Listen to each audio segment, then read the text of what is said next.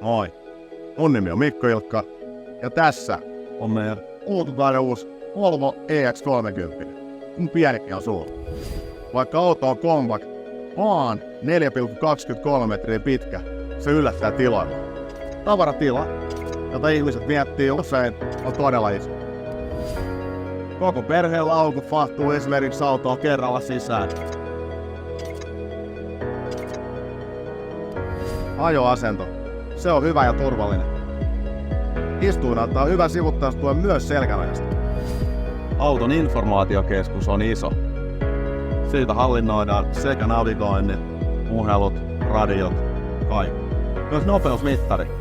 Se tulee näytön yläkulmaan. Se on parempi, että se on siellä, jolloin katsetta pitää irrottaa vähemmän tiestä verrattuna normaaliin paikkaan. Se on monelle kysymysmerkki, mutta 187 senttiäkin menee tänne hyvin ja päätila riittää. Auto on saatavilla sekä taka- että nelivetoisena. Akustapakko kaksi. Nelivetosessa on aina isompi akusta. Aika hieno auto. Tervetuloa tilaamaan omasi Viljasta.